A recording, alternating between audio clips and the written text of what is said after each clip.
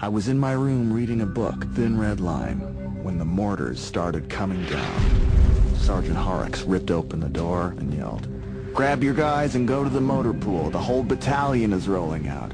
Holy the whole battalion. This must be big.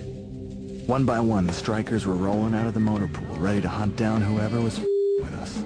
Soldiers in the hatches of the vehicles were hooting and hollering, yelling their war cries, doing the Indian yell thing as they locked and loaded their weapons. As we headed north up Route Tampa, I was sticking out of my hatch behind the 50 cal, and I glanced over to the left side of the vehicle, at which time I observed a man dressed in all black with a terrorist beard jump out all of a sudden from the side of the building.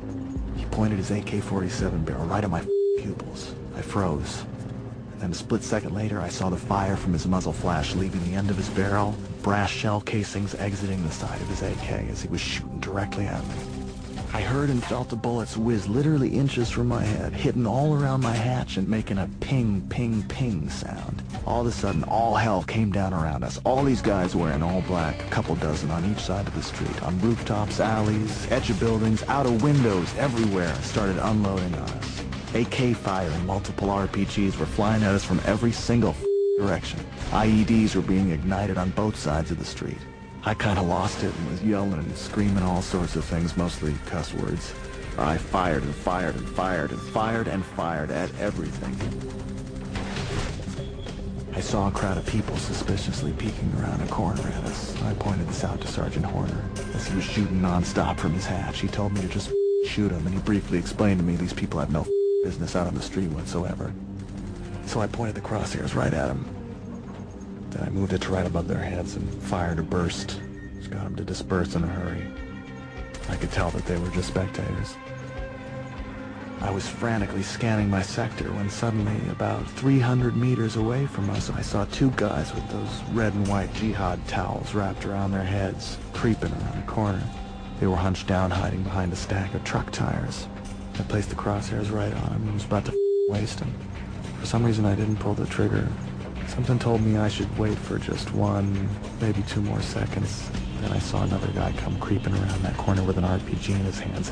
As soon as I saw that, I screamed as loud as I could, "RPG!" My crosshairs were bouncing all over, so I gathered my composure as fast as I could, put the crosshairs on him, and engaged him with a couple good 10-round bursts of some 50 cal right at him. Nobody moved from behind those tires after that.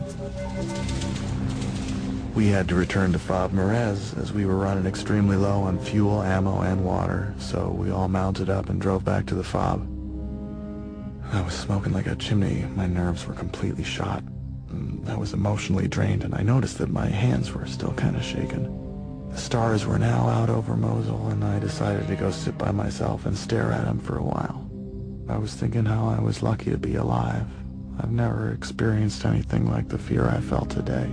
I thought about that guy with that angry look on his face when he pointed the AK at my head and pulled the trigger.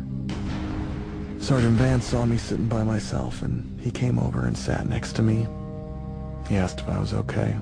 I thought about that one for a second. I told him, I don't know. I told him how I wasn't really in the mood to roll back out for another inning with these guys, and I also told him that I was kind of tripping out about how not everybody that I engaged today had a weapon in their hands, and that I wasn't really too sure about what happened to some of those people. Vance started telling me a little bit about his father, who'd been in Vietnam, and who had given him sound advice about situations like this.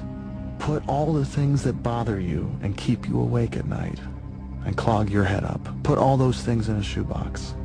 Put the lid on it, and deal with it later. I walked back to my room, thanked God, passed out on my bed. I've put the events of that day in a shoebox, put the lid on it. I haven't opened it since.